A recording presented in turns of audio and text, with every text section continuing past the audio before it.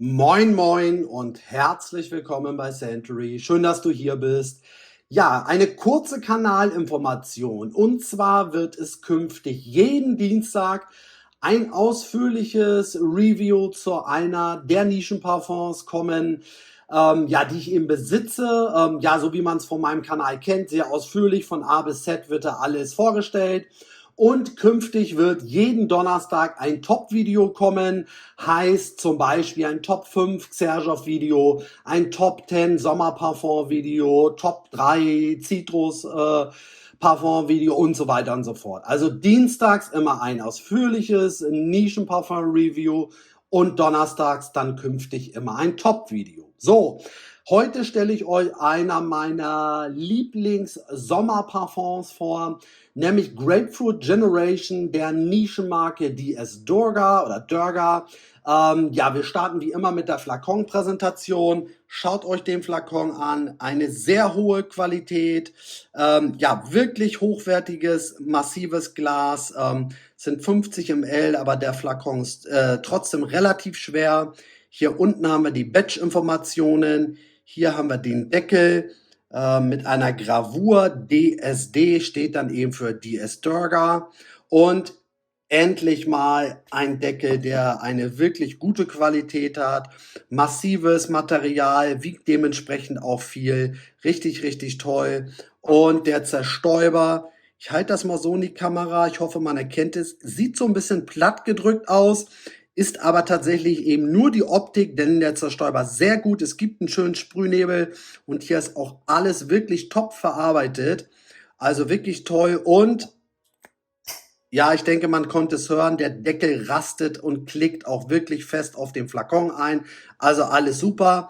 Was ich sagen muss, was jetzt hier gerade nicht so schön ist, ich weiß nicht, ob man es erkennt, hier unten löst sich schon eine Ecke. Und ja, ich habe das Parfum tatsächlich noch nicht so lange. Finde ich immer ein bisschen schade, wenn sich irgendwie nach so einer kurzen Zeit schon das Label löst. Aber ja gut, das erstmal nur so eine kleine Kritik. Ich weiß auch nicht, ob das immer so ist. Ja, aber so an sich ist der Flakon wirklich große Klasse. Die Verpackung ist auch sehr toll und hochwertig. Mal was anderes. Hier hinten haben wir übrigens die Duftnoten und Inhaltsstoffe. Finde ich auch mal interessant. Gibt es ja auch nicht allzu häufig, dass die Duftnoten auf der Verpackung stehen. Und wir haben hier so eine Art Schatulle. Kann man rausziehen. Dann steckt hier das Parfum drin. Hier ist so ein Informationsblatt zu der Marke. Also im Prinzip steckt hier unten das Parfum drin. Das wird dann hier drauf gesteckt und dann guckt der Flakondeckel hier raus. Also auch ganz nett und vor allem sitzt der Flakon wirklich fest in der Verpackung. Und das Ganze wird dann eben hier in diese Schatulle geschoben und gesteckt. Also wirklich toll. Da kann man nichts kritisieren, bis auf vielleicht das Label, was sich so ein bisschen löst. Aber so an sich ist die Qualität wirklich top. Hier wurde auf alles Wert gelegt und geachtet. Also wirklich große Klasse. Und ja, wie sage ich immer so schön, natürlich geht es primär immer um die Duft-DNA, um den Inhalt des Parfums. Ich blende euch schon mal die Duftnoten ein. Grapefruit Generation ist ein Release aus dem Jahre 2021. Gibt es tatsächlich noch nicht allzu lange. Und ja, ich sagte ja eingangs schon, es ist einer meiner Lieblingsparfums für den Sommer. Ja, ganz toll, erfrischend. Ich sage jetzt schon mal vorab, Fans von zum Beispiel Pomelo Sorrento von Gritti oder so generell von, ja, Parfums, die so in diese Duftrichtung gehen, werden Grapefruit Generation mit Sicherheit richtig, richtig toll finden, denn es geht eben in diese Richtung. Ja, wie riecht es? Hier sind die Main Player Pomelo und Grapefruit. Ganz klar, super frisch. Die Pomelo haben wir sogar als Pomelo-Schale. Das heißt, die ist nicht nur sehr, sehr frisch und prickelnd, sondern auch leicht herb. Ja, die Grapefruit ist einfach sehr authentisch getroffen. Ja, erfrischend, spritzig, also wirklich toll. Und wir haben hier vor allem so im Herz so eine leichte florale Note. Aber jetzt dürft ihr nicht denken, dass das Parfum irgendwie, ja, großartig blumig riecht oder so. Nein, tut es wirklich nicht. Also, wie gesagt, hier sind die Main Player Pomelo und Grapefruit. Aber hinzu kommt so eine leicht florale Note. Wir bekommen ein ganz bisschen Tuberose, ein ganz bisschen Weißdorn. Ja, das heißt, es wird so leicht floral, so ein bisschen pfeffrig, könnte man sagen. Und das, ja, macht das Parfum wiederum sehr interessant. Und dann haben wir sogar noch ein bisschen Moschus, aber auch hier Moschus schwingt nur mit. Es ist jetzt kein, ja, Moschus-intensives Parfum, sondern es schwingt immer so eine leichte Moschusnote mit. Und wir haben was Besonderes, kannte ich so auch bis dato noch nicht, nämlich Kork.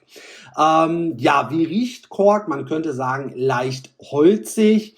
Ja, ihr müsst euch tatsächlich so einen Korken vorstellen, den ihr so aus einer Weinflasche zieht und dann ist der Korken so leicht feucht.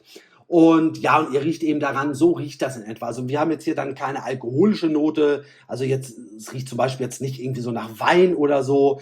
Also, ne, weil wegen Korken aus einer Weinflasche oder so, das jetzt nicht. Aber es riecht tatsächlich so ein bisschen nach Kork und ja, hat so eine, ja, sehr spezielle Holzigkeit. Ne? Also ganz, ganz toll. Zusammengefasst ist es ganz klar ein sehr frisches Parfum durch Pomelo und durch Grapefruit. Dann haben wir durch Kork so einen leicht holzigen, vor allem sehr interessanten Part und so eine leichte, leichte florale Note eben durch Tuberose und dazu so ein ganz leichter Moschus-Touch. Also wirklich ein ganz, ganz tolles Parfum. Und ich sagte ja eingangs schon, wer so Pomelo Sorrento mag oder generell so, ja, zitrische, Grapefruit, Bergamott Parfums, der wird Grapefruit Generation mit ziemlicher Sicherheit mögen. Ja, wir kommen jetzt mal zu den Konditionen. 50 ml kosten hier 169 Euro. Das ist auf einen Milliliter Preis gerechnet, ja, 3,30 Euro in etwa, glaube ich, ja, kommt so in etwa hin. Das ist natürlich eine Menge. Und ich bin da auch ganz ehrlich zu euch, ich finde dieses Parfum unfassbar toll. Es ist nicht ohne Grund einer meiner Sommerlieblinge, Sommerfavoriten.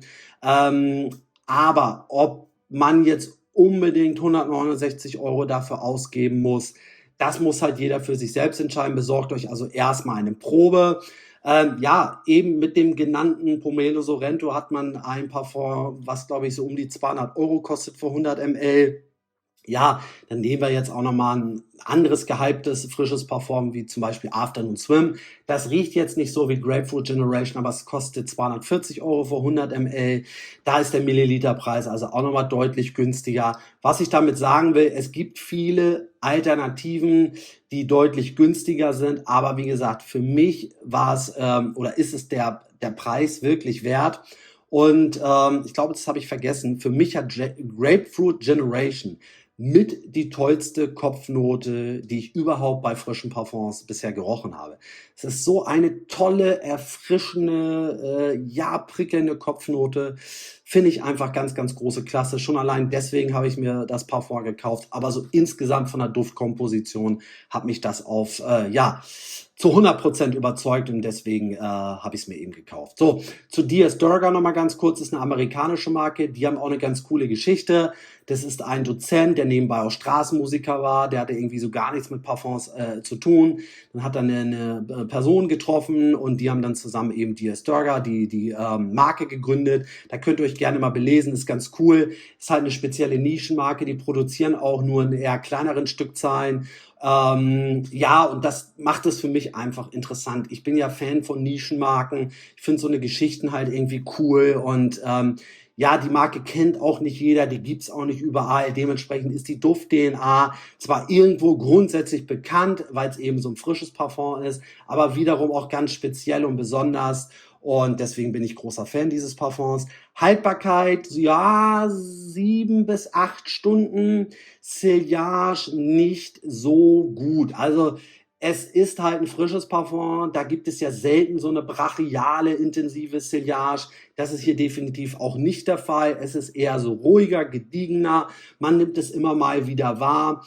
Ja, aber an sich ist es eher ein Parfum, was jetzt keine so starke Sillage hat. Aber gerade bei Temperaturen, ich hatte es jetzt vor ein paar Tagen getragen, da waren hier irgendwie 28 Grad, da kommt das so, so super irgendwie rüber. Also es reagiert dann ganz toll mit der Haut und dann diese Frische von der Pomelo und von der Grapefruit und dann aber irgendwie das Holzige von der Korknote. Also ganz, ganz toll. Klare Empfehlung meinerseits. So, ihr könnt ja mal kommentieren, ob ihr das Parfum kennt oder ja, ob ihr andere Parfums der Marke kennt. Die haben ja noch ein paar andere sehr spezielle und tolle Parfums. Also kommentiert fleißig und ja, falls du meinen Kanal noch nicht abonniert hast, tu das bitte, wenn dir natürlich meine Videos gefallen. Du unterstützt mich damit und ich glaube, dir tut es auch nicht weh, da mal auf den Abo-Button zu klicken oder zu drücken und kannst auch gerne die Glocke aktivieren. Da wirst du nämlich immer informiert, sobald ein neues Video online geht. Also, das soll es gewesen sein. Danke, dass du reingeschaut hast. Donnerstag kommt dann mein zweites Top-Video, genau. Ich hatte ja schon eins veröffentlicht, aber jetzt das erste zumindest am Donnerstag. Das kommt dann, schaut da auch gerne mal rein. Und ja, danke, dass du hier warst. Bleib gesund.